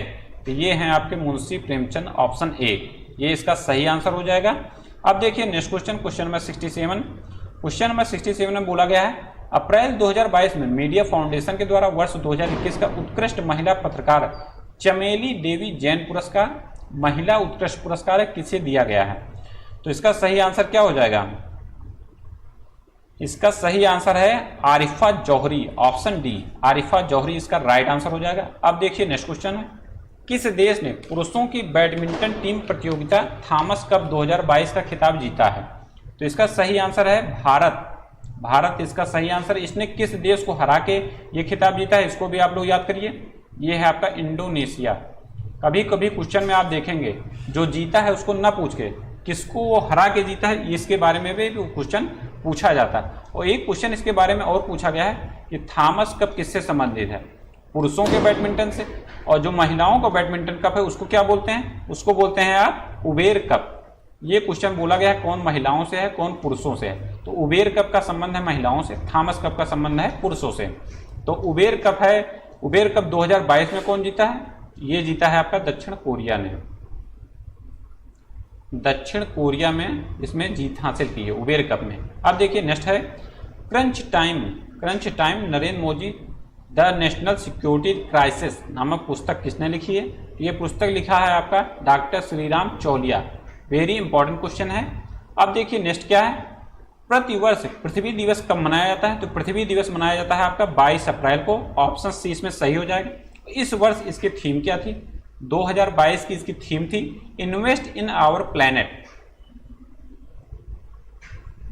Invest in our planet most important theme है आपके एग्जाम के लिए। अब देखिए नेक्स्ट क्वेश्चन है आपका, पैसेज फिर से आ गया। आपको सिंपली यही करना है, अंडरलाइन करते हुए चले जाना है। उसके बाद 2 से 3 बार आप पढ़ने के बाद आपको देखेंगे क्वेश्चन का एक एक लाइन में आपको आंसर मिल जाएगा। तो इसमें समझने के लिए कुछ है नहीं, और वीडियो फालतू का लंबा करने का कोई अर्थ नहीं है। तो आप लोग पैसेज देख सकते हैं, क्वेश्चन देख सकते हैं, और 10 के 10 नंबर ये फ्री गए हैं एकदम।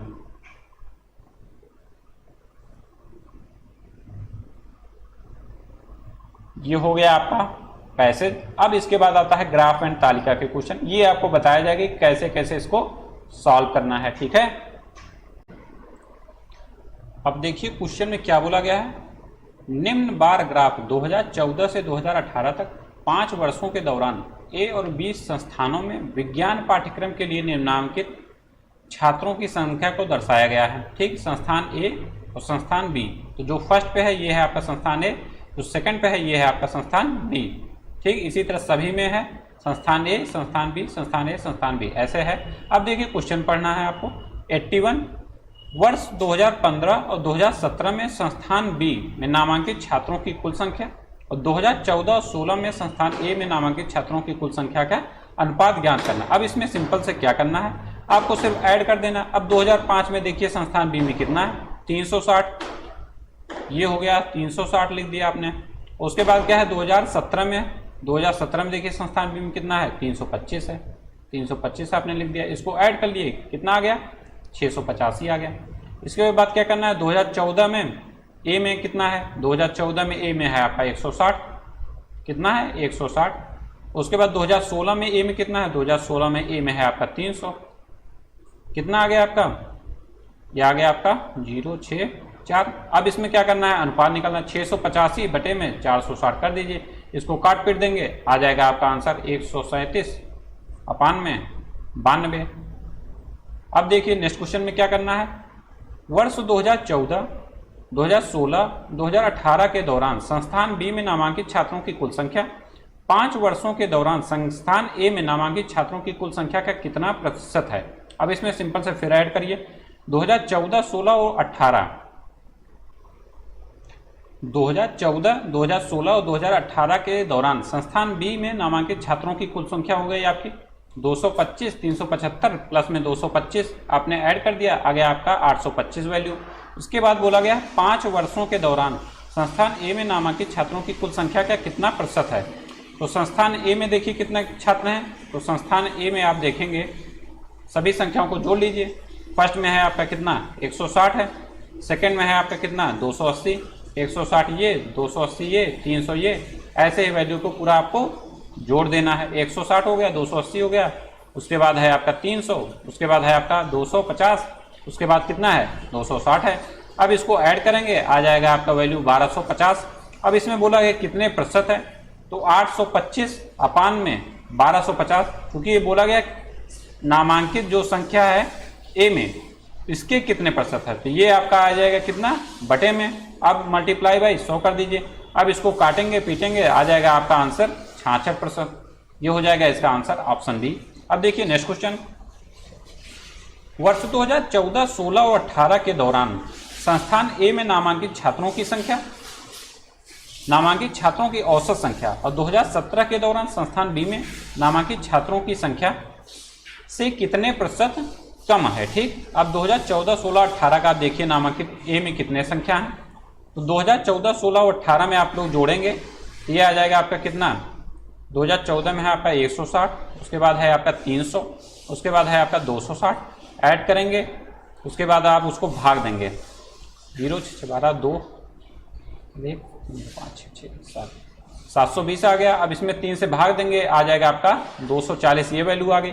उसके बाद बोला गया है क्वेश्चन में 2017 के दौरान संस्थान बी में नामांकित छात्रों की संख्या कितनी है। 2017 में संस्थान बी में नामांकित छात्रों की संख्या आपकी 325, कितनी है 325 है। 325 कहाँ पे है, ये 2017 में नामांकित बी। ठीक, ऐसे ही आप देखेंगे आसानी से सब कुछ इसी में लिखा हुआ है, एकदम सिंपल, जो जो क्वेश्चन में बोला जाए उसको सिंपल से ऐसे करते हुए चला जाना है। अब इसमें बोला गया है कि कितने प्रतिशत की कमी हुई है, तो अब 325 में से 240 आप घटा दीजिए, ये जो वैल्यू है इसमें से 240 घटा दीजिए। उसके बाद में ये आ जाएगा आपका बटे में 325, चूंकि बोला गया इससे कितनी घटी है, तो जिससे बोला जाए जिसके रिस्पेक्ट में वो आ जाएगा आपका नीचे गुणे में 100 कर देंगे। अब इसको गुणा भाग करेंगे, आ जाएगा आपका 26.15%। ऑप्शन ए इसमें सही हो जाएगा। अब नेक्स्ट क्वेश्चन क्या बोला गया है, संस्थान ए में 2014 और 2016 के दौरान नामांकित होने वाले छात्रों की संख्या संस्थान बी में सभी 5 वर्षों में नामांकित होने वाले छात्रों की औसत संख्या की कितने प्रतिशत है। ठीक, अब इसमें क्या करना है आपको, संस्थान ए में 2014 व 16 के दौरान नामांकित छात्रों की संख्या ऐड कर लीजिए। तो 2014 से 16 तक आप लोग ऐड करेंगे, आपका वैल्यू आएगी 160 प्लस में 300 प्लस में है आपका 460, इसको ऐड करेंगे, इसको ऐड करेंगे तो आपकी वैल्यू आएगी कितनी 0, 6, 12, 2, 920, कितनी वैल्यू आ गई 920। उसके बाद बोला गया क्या, उसके बाद बोला गया है आपका क्वेश्चन में संस्थान बी में सभी 5 वर्षों में नामांकित छात्रों की औसत संख्या। तो संस्थान बी के जितने हैं उसको आप जोड़ लीजिए पूरा। संस्थान बी के जब सभी को आप जोड़ेंगे तो आपकी वैल्यू आएगी 200 कितनी है 25, ये है आपका 225, फिर है आपका 360, इसको आप जोड़ते हुए चले जाइए। 225 हो गया, उसके बाद 360 है, उसके बाद है आपका 375, उसके बाद है आपका 325, उसके बाद है आपका 225, उसके बाद जब इसको ऐड करेंगे आ जाएगा आपका 1510। 1510 में औसत निकालना है तो 1510 में डिवाइड बाई 5 कर देंगे, आ जाएगा आपका 302। इसके बाद बोला गया है कि उसका कितना प्रतिशत है, उसका कितना प्रतिशत है, तो ये आपने वैल्यू एक निकाला था, कितना है ये निकाला था आपने 460 वैल्यू जो आपकी आई थी उसमें क्या करेंगे, उसका आप परसेंटेज निकाल लेंगे। तो 460 डिवाइड बाई 302, 460 डिवाइड बाई 302। उसके बाद आप क्या करेंगे, इसमें परसेंटेज निकालने के लिए 100 से गुणा किया जाता है। उसके बाद इसको काटेंगे पीटेंगे, आ जाएगा आपका आंसर 152.3%। ये हो जाएगा इसका आंसर। ऐसे सिंपल से आपको कर लेना है। अब देखिए नेक्स्ट क्वेश्चन क्या बोला है। संस्थान ए में 2015, 2016 और 18 के दौरान नामांकित होने वाले छात्रों की संख्या का औसत संस्थान बी में 2015 के दौरान नामांकित होने वाले छात्रों के संख्या से कितने प्रतिशत कम है। तो अब आपको क्या करना है, संस्थान ए का जोड़ लेना है, उसका क्या निकालना है, औसत। फिर यहीं पे जाइए आप, संस्थान ए का देखिए, ए के बाद इसका क्या करिए, औसत निकालिए।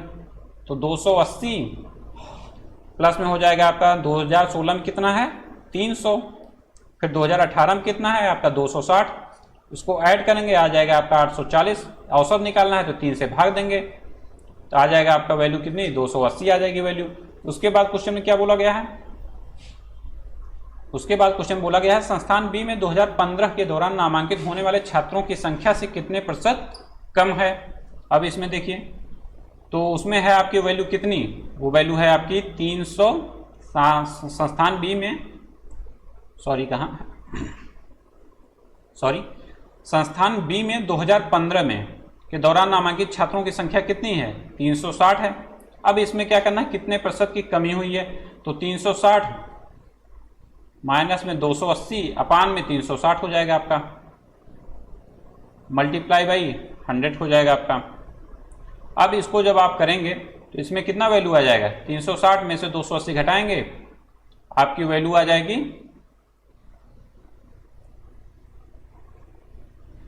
80 अपान में 360। अब इसको सॉल्व करेंगे आ जाएगी वैल्यू आपकी 22.2 हो जाएगा आपका आंसर। ऑप्शन बी इसमें सही हो जाएगा। अब देखिए नेक्स्ट क्या है, नेक्स्ट आपका ग्राफ बताया गया है 2000 से 2004 तक के छात्रों की संख्या को दर्शाया गया है। अब इसकी वैल्यू को फाइंड आउट करना है। अब इसमें सिंपल सा करना क्या है, जो क्वेश्चन में बोला गया है, क्वेश्चन नंबर 86 बोला गया है आपका वर्ष 2000 से 2002 तक छात्रों की औसतन संख्या कितनी है। आप लोग इसको सिंपल से ऐड कर लीजिए, 2000 से 2002 तक इसकी वैल्यू कितनी है, इसकी वैल्यू है कि फर्स्ट में है आपकी छात्रों की संख्या जो है वो है आपका 0 मतलब कि वो है आपका 1000 में, ठीक। जैसे 10 लिखा है ये है आपका 1000, इसमें 0 बढ़ा देना है। 12 लिखा है तो ये है आपका 1200, 14 लिखा है तो 1400, ये यहाँ पे लिखा हुआ है 2 शून्य। तो इसमें 2000 से 2002 तक इसको ऐड करना है, 1000 प्लस में 1200 प्लस में 1400 आपने लिखा। उसके बाद इसको ऐड किए, उसके बाद क्या करना औसत निकालने के लिए 0 0 4 2 6 3, उसके बाद औसत निकालने 3 से भाग दे देंगे, आपका औसत आ जाएगा कितना 1200। ऑप्शन बी इसमें सही हो जाएगा। नेक्स्ट क्वेश्चन क्या बोला है, वर्ष 2002 तथा वर्ष 2003 में छात्रों की कुल संख्या कितनी है, और 2002 और 2003 में जोड़ लीजिए तो 15 4 हो जाएगा आपका 29। इसका सही आंसर हो जाएगा आपका 2900। नेक्स्ट क्वेश्चन क्या बोला है, वर्ष 2004 तथा 2000 के बीच छात्रों की कुल संख्या में कितना अंतर है। तो 2004 में आपकी कितना वैल्यू है, 2004 में है आपकी 1600, और उसके बाद 2000 में कितनी है, 2004 में है आपकी कितनी 1600, और 2000 में कितनी है आपकी 1000 है। इसमें से माइनस कर दिए, आपकी वैल्यू आ गई कितनी 600। ये हो जाएगा आपका answer, option D. Next question क्या बोला है, वर्ष 2003 के छात्रों का कितना प्रतिशत वर्ष 2000 के छात्रों से अधिक है। तो 2003 में कितना है, 2003 में आपकी वैल्यू है 1500। 2003 में वैल्यू आप देखिए यहाँ पे कितना है 1500 है, और 2000 में कितनी है 1000 है। 2000 में है 1000, तो कितने प्रतिशत अधिक है, तो 1500 माइनस में 1000 कर देंगे, और अपान में जिसके रिस्पेक्ट में बोला जाए तो वो हो जाएगा आपके नीचे, तो 1000 हो गया आपका नीचे, मल्टीप्लाई बाई 100। इसको सॉल्व करेंगे आपका आ जाएगा 50%। ये हो जाएगा आपका आंसर, ऑप्शन सी इसमें सही हो जाएगा। नेक्स्ट क्वेश्चन क्या बोला है, क्वेश्चन नंबर 90, वर्ष 2001 और 2002 के छात्रों की औसतन संख्या वर्ष 2004 के छात्रों की संख्या का कितना प्रतिशत है। तो 2001 और 2 को जोड़ लीजिए, उसका औसत निकाल लीजिए। तो 2001 और 2 को जोड़ेंगे तो ये हो जाएगा आपका 1000 प्लस में 1200, इसको जोड़ लेंगे आ जाएगा आपका कितना 2200। इसका औसत निकालना 2 से भाग दे देंगे, आपका आ जाएगा 1100। उसके बाद क्या करना है आपको, आपको करना है उसमें 2001 और 2002 के छात्रों की औसतन संख्या। तो मैंने निकाल क्या लिया 2000 और 2001 का, ये हो गया आपका गलत। ठीक, आपको निकालना है 2001 और 2002 का। तो 1200 प्लस में 1400, 1200 प्लस में 1400, इसको ऐड किया। अब इसमें निकालना है औसत, तो 2 से भाग दे दिया, कितना आ गया 1300 आ गया। अब इसमें देखिए क्वेश्चन क्या बोला है नेक्स्ट, 2004 के छात्रों की संख्या का कितना प्रतिशत है। 2004 में छात्र कितने हैं 1600 हैं, तो 1600 का 1300 कितना प्रतिशत होगा, तो 1600 इसमें हो जाएगा नीचे, 1600 इसमें हो गया नीचे, मल्टीप्लाई बाय 100 कर दिए, 0 0 कट गया, ये हो गया आपकी वैल्यू। तो 1300 डिवाइड बाई 16, 1300 में जब आप 16 से भाग देंगे तो आपका आंसर कितना आएगा, आपका आंसर आ जाएगा 81.25, इसका आंसर हो जाएगा इतना परसेंट में। अब 81.25 कहाँ है, ऑप्शन ए, ऑप्शन ए इसका सही हो जाएगा। ऐसे आसानी से आप लोग 5 के 5 क्वेश्चन जितने हैं 20 के 20 क्वेश्चन सही टिक कर सकते हैं, एक भी क्वेश्चन इसमें मिस नहीं होगा। नेक्स्ट देखिए तालिका बोला गया है क्या, नीचे दी गई तालिका 6 वर्षों की अवधि में 4 वस्तुओं ए बी सी और डी के निर्यात को निरूपित करती है। तालिका का अध्ययन करें और दिए गए प्रश्नों का आंसर करें।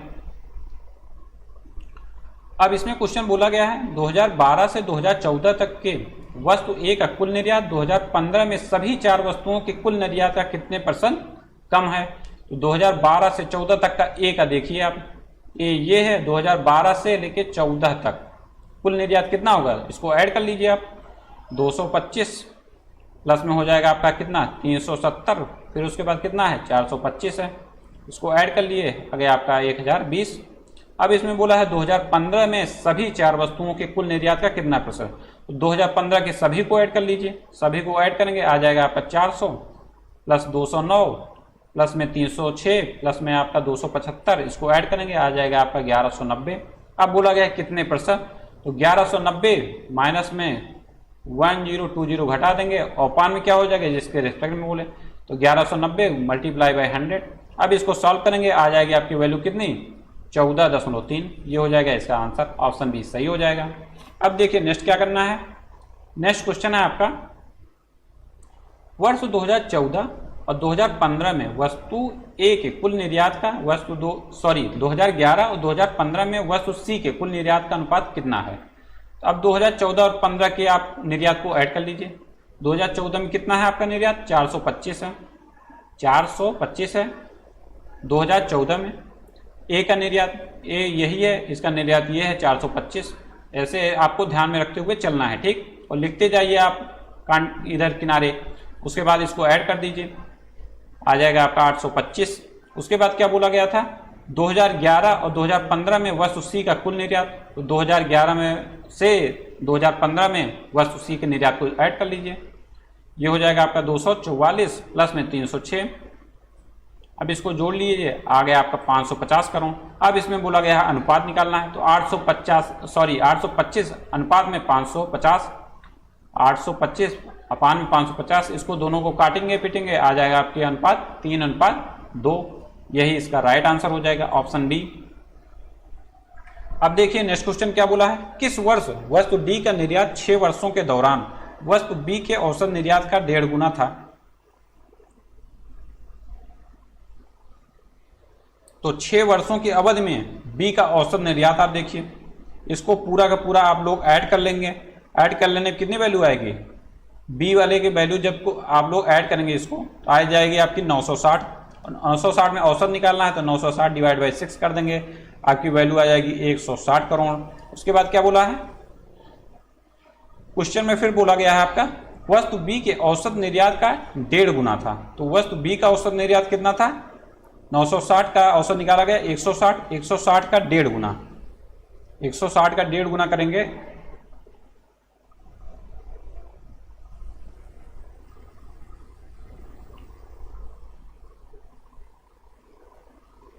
सॉरी 1.5 नहीं 1.4 गुना है, तो 1.4 से आप मल्टीप्लाई करेंगे इसको, इसका वैल्यू आ जाएगी आपकी कितनी, ये आ जाएगी आपकी 224 करोड़, 224 करोड़ आ गई। अब इसको क्या करना है तालिका में देखना है, तो इसमें इसका आंसर क्या आ जाएगा कि वस्तु डी का निर्यात सभी जो 6 वर्ष में औसत बी का औसत निर्यात है उससे अधिक है।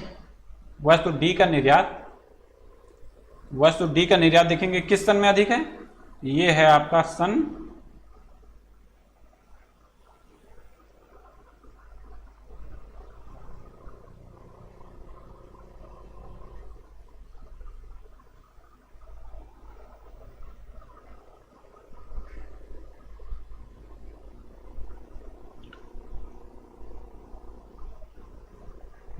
224 कहाँ पे है, ये है आपका 2013 का, ये देखिए डी यहाँ पे है।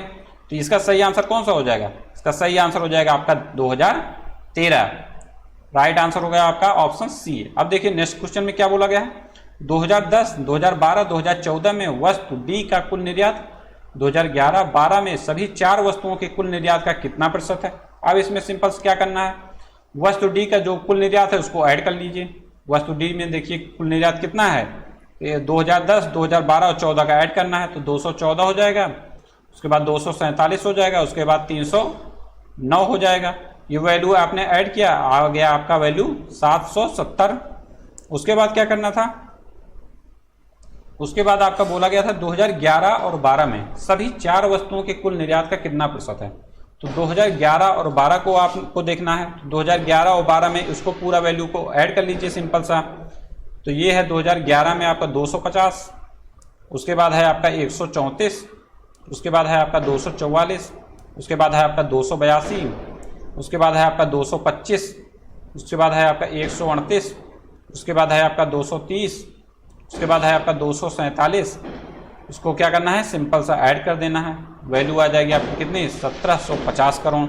ये वैल्यू आपकी कितनी आई, 770 करोड़। अब इसमें क्या निकलना है, अभीष्ट परसेंटेज। ठीक, तो आपको सिर्फ सिंपल सा ये करना है 770 अपान में 1750, जिसके रिस्पेक्ट में बोला जाए कि परसेंटेज निकालना, वो हमेशा आपका नीचे होगा। इसमें गुणा कर देना है 100 से, और आपका आंसर आ जाएगा कितना, 44%। इसको सॉल्व करेंगे, इसका आंसर आ जाएगा कितना, 44%। ऑप्शन ए इसमें सही हो जाएगा। नेक्स्ट क्वेश्चन क्या बोला गया है, कितने वर्ष वस्तु बी का निर्यात अपने औसत से अधिक था। ठीक, अब इसमें क्या करना है, बी का निर्यात निकालना है, और बी का निर्यात, बी का क्या निकालना है, वस्तु बी का निर्यात। तो वस्तु बी का निर्यात का जो औसत है वो आपने एक बार निकाला है, वो वैल्यू कितनी आई थी, आपने 960 ये आया था वैल्यू ऐड करने पे, और 960 का जब औसत निकाला, 960 डिवाइड बाई 6 तो आया था आपका 160। अब 160 से देखिए किस सन में अधिक है, इसको आपको क्या करना है, सिंपल सा गिनना है। तो 160 से आपका बी में कहाँ पे अलग है, ज़्यादा है, ये है 169 में, 182 में, 209 में, 3 सन में अधिक है, तो 3 इसका आंसर हो जाएगा, 3 इसका आंसर हो गया ऑप्शन डी। अब देखिए नेक्स्ट तालिका क्या बोल रहा है क्वेश्चन में, 96 से 100 तक के क्वेश्चन में है, प्रश्न संख्या 96 से 100 तक उत्तर दें। एक परीक्षा में विभिन्न विषयों में छात्रों द्वारा अर्जित किए गए अंक यहाँ पर दिए गए हैं। ठीक, सभी 4 विषयों में धवन के द्वारा अर्जित अंकों का औसत क्या है। अब धवन के जितने अंक हैं उसको ऐड कर लीजिए, धवन ये है, तो धवन के अंक को ऐड करेंगे 4 के चारों को, तो इसकी वैल्यू कितनी आएगी, इसकी वैल्यू आएगी आपकी 294। औसत निकालना है तो 4 से भाग दे दीजिए, आपकी वैल्यू कितनी आ गई, 73.50। सही आंसर ऑप्शन डी। अब देखिए अगला क्वेश्चन, परीक्षा में कुल प्रतिशत अंक के मामले में कौन कक्षा में प्रथम स्थान पर रहा है। अब ये थोड़ा सा लंबा क्वेश्चन बन जाता है, अब इसमें बहुत सा ज़्यादा कैलकुलेशन करना है। अब इसमें बताना आपको ये है कि कौन सा कक्षा में प्रथम है, तो इसका आप शुरू से करिए। आपको शुरू से करना क्या है, परीक्षा में पूर्णांक जो है ऊपर ये दिया गया है, 120 में से 120, 120 और ये है 100, इसको पूरा जोड़ेंगे तो ये आ जाएगा पूर्णांक आपका 460। अब इसमें बीनों का प्राप्तांक कितना है, बीनों का प्राप्तांक है, इसको पूरा जोड़ेंगे आ जाएगा आपका कितना वैल्यू, 311।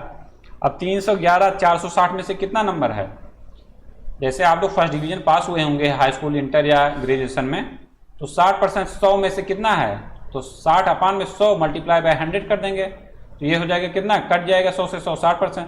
उसी तरह जब 460 में 311 कितना परसेंट, तो 311 ऊपर हो जाएगा, जिसके रिस्पेक्ट में बोला जाए वो हो जाएगा आपका नीचे, मल्टीप्लाई बाय 100। अब इसका वैल्यू क्या आएगी, इसकी वैल्यू आ जाएगी आपकी 67.61%। ये हो गया आपका बीनू का, ये हो गया किसका, बीनू का, यहाँ लिख लीजिए बीनू। अब उसके बाद क्या है, अब उसके बाद निकाल लीजिए आप चिराग का। तो चिराग का क्या आएगा, चिराग के वैल्यू को ऐड करेंगे नंबर को, तो इसका आंसर आ जाएगा क्या आपका, यह आएगा आपका 323। 323 इसको ऐड करने पे आएगा। अब इसका परसेंटेज निकालना है तो 323 अपान में 460 पूर्णांक मल्टीप्लाई बाय 100 आ जाएगी वैल्यू 70.21। ये किसका है, ये है आपका चिराग का। अब नेक्स्ट किसका निकाल लीजिए, धवन का। धवन का ऐड करने पे पहले ही वैल्यू कितना आया था, 294 आया था। 294 अपान में 460 मल्टीप्लाई बाई 100। अब इसको सॉल्व करेंगे, आपका वैल्यू आ जाएगा 63.91। ये किसका है, ये है आपका धवन का। अब उसके बाद नेक्स्ट निकाल लीजिए आप, किसका निकालेंगे, एल्जा का निकालेंगे।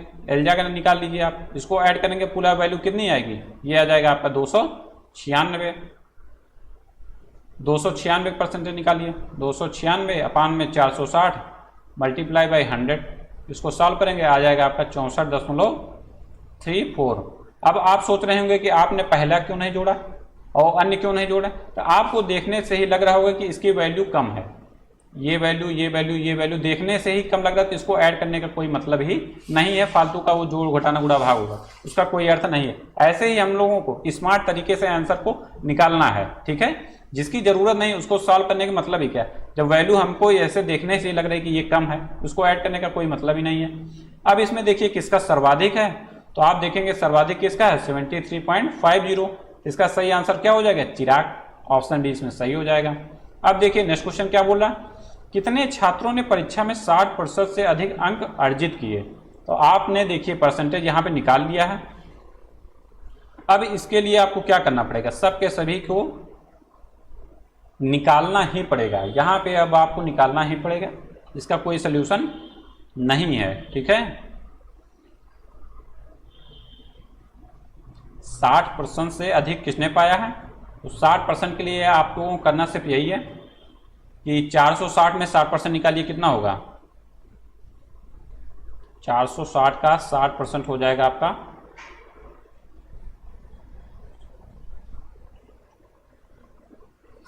276 नंबर, ठीक। 276 नंबर 60% होगा। अब इसमें सभी के वैल्यू को ऐड कर लीजिए, जितने 276 से अधिक हैं वही आपको फाइंड आउट करना है, ठीक। तो यहाँ पे 4 तो हम लोगों ने निकाला ही था। अब उसके बाद आप ऊपर का निकाल लीजिए, किसका, अनिल का। अनिल का जोड़ेंगे तो कितना आ जाएगी वैल्यू, अनिल की वैल्यू आएगी आपकी 279, ठीक। उसके बाद कौन बचा, फराह बचा। फराह को आप लोग ऐड करेंगे तो कितना आ जाएगी वैल्यू, 277 आएगी। उसके बाद बचा जार की वैल्यू ऐड करने में कितनी आएगी, 258 आएगी। अब इसमें देखिए कौन कौन 276 से अधिक है, तो 276 से आप देखेंगे तो एक ये अधिक है फराह, उसके बाद ये अधिक है 2, उसके बाद ये 3, उसके बाद ऊपर 4, उसके बाद 5, उसके बाद 6 ऐसे हैं जो उससे अधिक हैं। तो ऑप्शन बी इसमें सही हो जाएगा। अब देखिए नेक्स्ट क्वेश्चन क्या बोला, सभी छात्रों का रसायन विज्ञान में औसत अंक कितना है। तो रसायन विज्ञान के जितने अंक दिए गए हैं इसको ऐड कर लीजिए। ये सभी रसायन विज्ञान के वैल्यू को ऐड करेंगे, आपकी वैल्यू आ जाएगी आपकी 448। और कितने ये संख्या में है, 1 2 3 4 5 6 एंड 7, तो 448 में 7 से भाग दे देंगे, आ जाएगा आपका औसत कितना, 64। ये हो जाएगा आपका answer 64, option A. Next question क्या बोल रहा है, चिराग का भौतिकी में प्राप्तांक प्रतिशत और गणित में प्राप्तांक प्रतिशत का औसत क्या है, ठीक। तो चिराग का भौतिकी में प्राप्तांक प्रतिशत देखिए आप, चिराग ये है, चिराग का भौतिकी में है आपका 95 और ये प्रतिशत पूछा गया है, ठीक। तो 120 में 95 कितना परसेंट बनता है, तो 95 अपान में 120 मल्टीप्लाई बाय 100 करेंगे, वैल्यू आ जाएगी आपकी 475/6%, ठीक। अब उसके बाद क्या बोला गया है, गणित में प्राप्तांक। तो गणित में देखिए पूर्णांक कितने का है, 100 का है। तो गणित में इसने नंबर पाया कितना, 90 नंबर। तो 90 अपान में 100 मल्टीप्लाई बाय 100, ये वैल्यू आ गई आपकी कितनी, 90%। अब इसमें क्या करना है, औसत निकालना है। तो 475 अपान में 6 प्लस में 90 अपान में 2, यही कर दीजिए आप। 475 ये निकली वैल्यू 475 अपान में 6, उसके बाद 90 ऐड कर दीजिए, उसके बाद 2 से इसमें क्या करना है, भाग दे देना, ये हो जाएगा आपका औसत। इसको सॉल्व करेंगे, आपकी वैल्यू आ जाएगी 84.6%। 84.6 इसका आंसर हो जाएगा, ऑप्शन सी, ठीक। ये आपका हो गया पेपर, पूरा मॉडल पेपर कंप्लीट।